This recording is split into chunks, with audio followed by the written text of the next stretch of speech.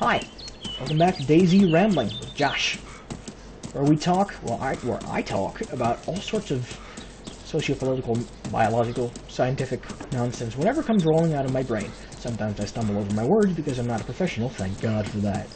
But I tend to have a lot of fun and sometimes dispense a bit of wisdom about DayZ or about life or about whatever, occasionally. And I also occasionally say something funny. I don't know when, and by the way, if you think you want to talk with me, maybe inject a bit of humor to my straight-laced, straight-man intellect, you can do that. You can just, you know, have a talk with me. Come in contact with me, maybe we can chat, I don't know. I do need a counterpoint, and duos are fun. And if you want to do something more serious, if you've got another game in mind, I'm listening. Was that a zombie? Yes, that is a zombie. Like I said, there's very few people here, and my intent here is not to, like I said a few episodes ago, there's very few people here, and my intent here is not to go and kill shit, or be a sniper, or even gear up to go and kill shit or be a sniper. Like, my character's gonna die in a week, or maybe 2 weeks, I don't know.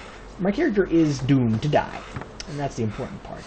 So I'm just intending to just fill the air, and entertain myself, busy myself, talk a bit for funsies, while, well, I don't know, while dinner is getting ready, whatever.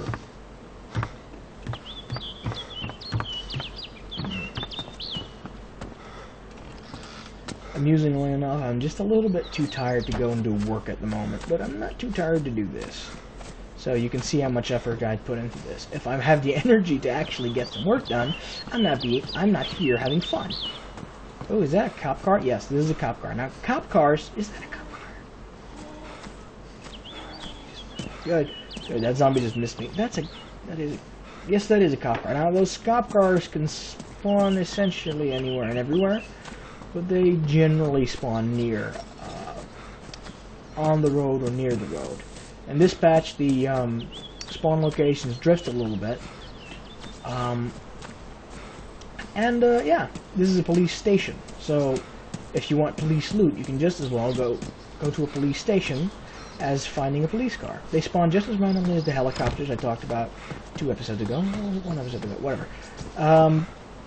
They spawn just as randomly as the helicopters. There's a lot more of them, mind you.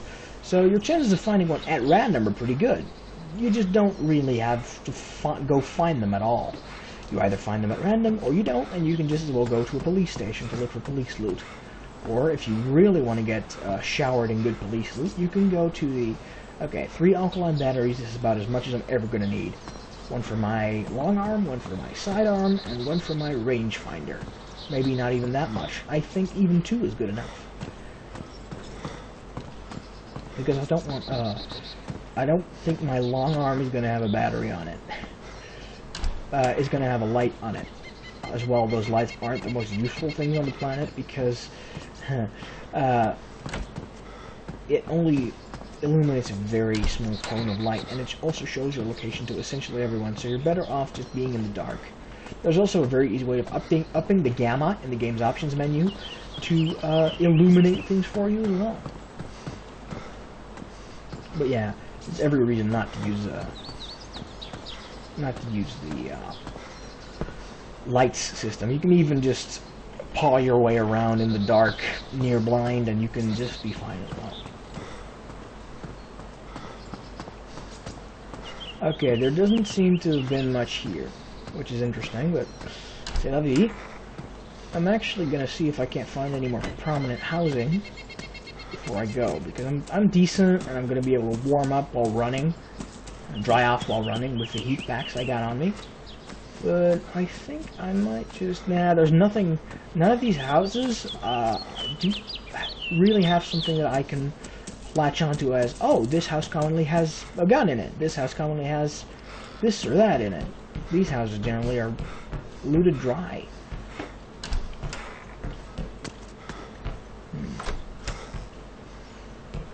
Okay. Okay. Looted dry, as I said. We are going to go swim now, which is extremely dreary, and I want a break. So once we hit the water, I'm just going to cut the video until we have finished swimming to the prison island. Remember, there are 5, 6, 4 people, I don't know, something like that, half a dozen people on the server, so the odds of my brain getting ventilated are pretty high, especially once I get to the more, you know, gun-infested zones, and especially also when I get to some place where I'm absolutely, completely vulnerable. You want to kill someone when they can't fight back? Go stand on that hill and wait until someone swims toward there. Go back, because then they will die, and they will die in the water. Which means they can't really dodge, really, can they? I might actually do that, or have done that, had I had the opportunity. But I don't want to be, like I said, I don't want to be a kill on sight kind of guy. Not for sport, and well, maybe for sport. Maybe for sport. That's still up for debate. But not because I'm scared.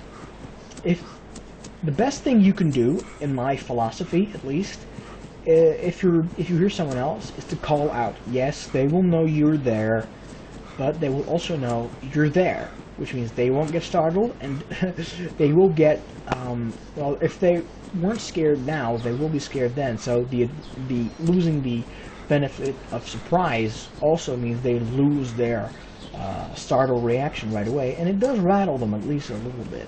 If you start saying a few things, talking to them, that might mean they're just going to be jackasses and line up to shoot you. Still, is going to be a one-on-one battle, you know?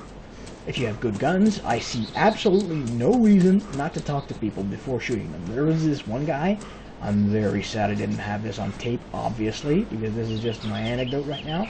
There was this one guy in a military camp, absolutely on the middle west side of the map, who, oh, that's a green raincoat compared to my current black one. Oh, yes, please. Is it pristine? Yes, it is. Wonderful. Like I said, the boonie hat, it's not going to protect you from a shot. The helmet is. There are no nets here, which means someone probably already taken them, because there's usually 1 or 2. But yes, I see no tactical purpose not to just call out somebody when you know there's somebody else out there. Especially if you have superior firepower. So, look on the bottom left right now. I am field damp, I am completely soaking, I am soaked through, which means I'm going to cool off extremely quickly. Right now I'm going to cut the video because swimming like this takes a while. And back. We're approaching the shore here, so I decided to do some talking and some thinking. Now, if I wanted to make a Christmas list, what kind of gear I wanted, I'd go with a sniper rifle. Generally, the longer range, the better, though quietness also has its virtues. A submachine gun for close range, or maybe the AKS-74U, any type of, you know, high fire rate weapon which you can put in your shirt. A jacket, a nice shirt, some pants, etc., etc., full set of gear, and a ghillie suit. Now, the problem with ghillie suits is that if you move, you're extremely visible, but when you don't move, like I said, beyond 300 meters, you become essentially invisible, which is great. If you're standing still and you're sniping, you can essentially kill anything and anybody, even if that's not your intended goal. Though, you can just as well kill other snipers. So, if you want absolute power, I recommend that kind of configuration for your character. Some other stuff which would be important would be a good medical kit for yourself, or if you want to help other people, for others. There's a morphine injector, which mends broken bones. I know, authenticity instead of realism. There's bandages, which you obviously will need. Normal bandages can only be used 4 times. Rag bandages are more useful for different things, and can be stacked up to 6. Make sure to use pristine bandages, though, because lower qualities have been told to go and infect wounds at a later date. So, let it be known. Oh, this is a... oh dear. This is a shotgun, but with ammo inside it, which means, well, first off, yay, shotgun, ranged weapon, wonderful. But that also means that someone's been here. This is a pistol grip type shotgun, which is extremely interesting. Yeah, I'm gonna load this up right now. Yeah. If I hear someone, I'm gonna call out. But if they take a shot at me, I want to be able to defend myself. Okay, this is an old fireplace with a cooking pot and a tripod. They're pretty ruined, and I have my heat packs in case I do get cold, so I am not worried. This person who's been here seems to have also taken away all the netting, so I can't make my ghillie suit. Never mind, I've just got a week, so who cares? Is this compass better than my current compass is damaged? This compass does not look to be damaged, it looks to be worn, which means slightly more readable. This is a glow stick. Glow stick can be used for the obvious purpose of making yourself very visible at night.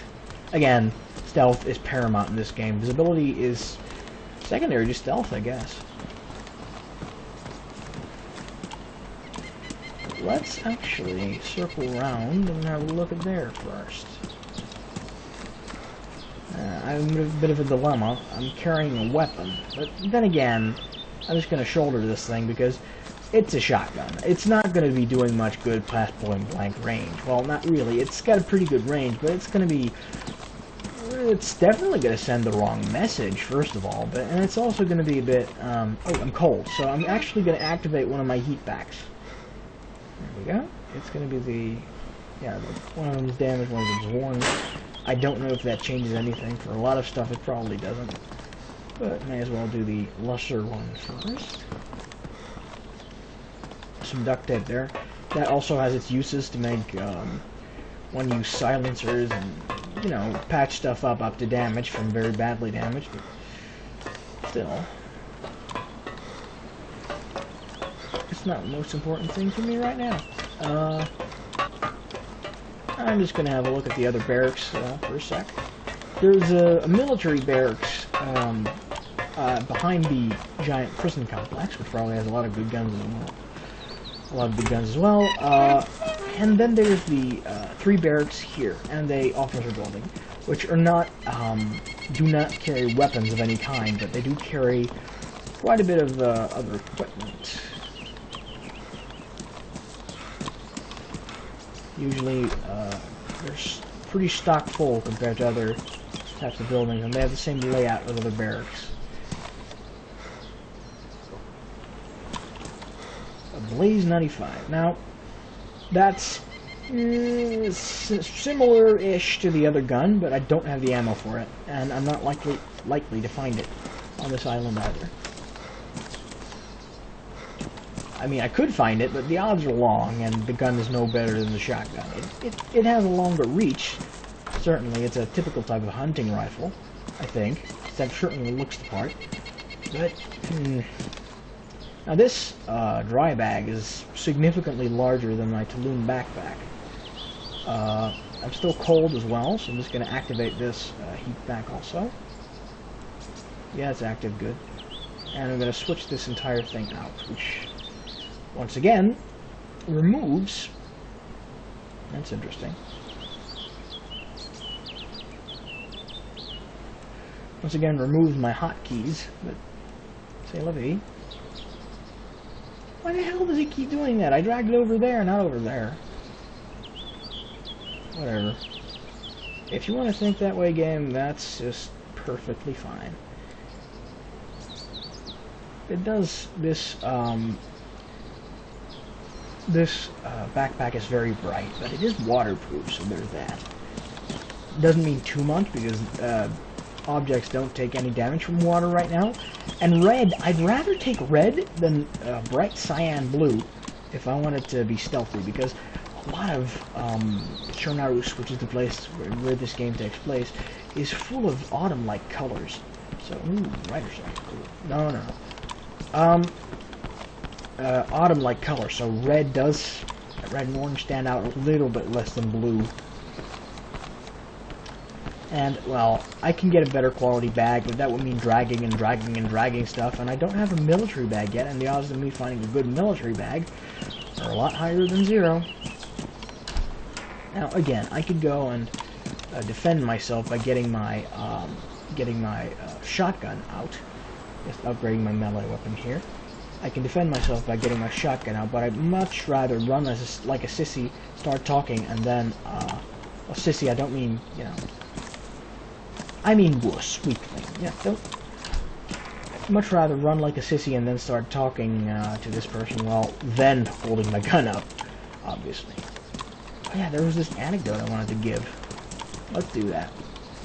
A while back, I was at the military base all the way up to the west side of the map. And I can't get in there. Wonderful. All the way up to the west side of the map. And I encountered this guy. I saw this guy, he didn't see me. So I hid behind a crate, closer than he might have thought I would have been.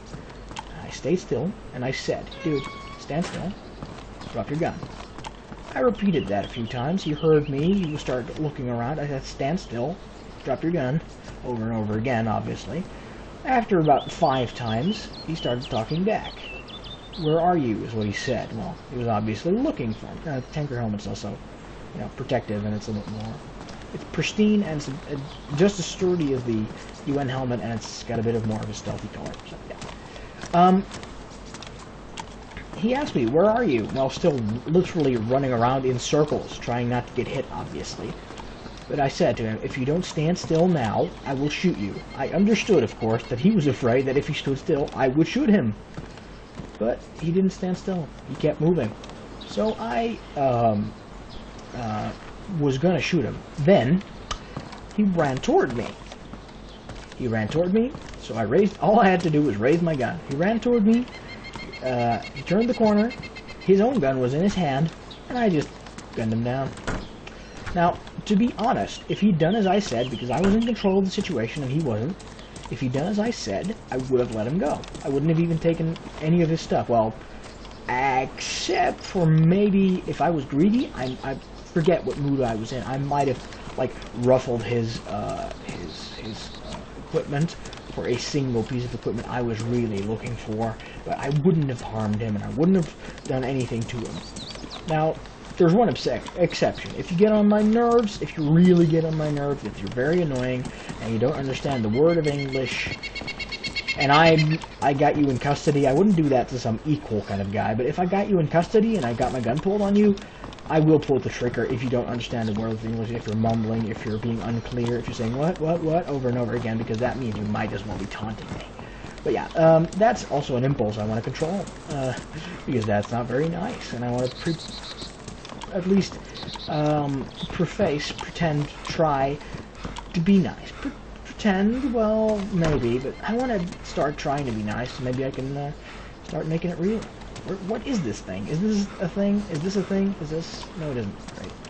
Could be my game's a bit disconnected right now. No, it isn't. Good, good, good. You can right-click on anything, and if it doesn't load, then you're disconnected. I think we're getting close to the end of this 4th episode right now. So, yeah. I'm gonna cut it out here. I'll see you in the 5th episode, where we could have a look at the rest of the prison complex with most of the good loot.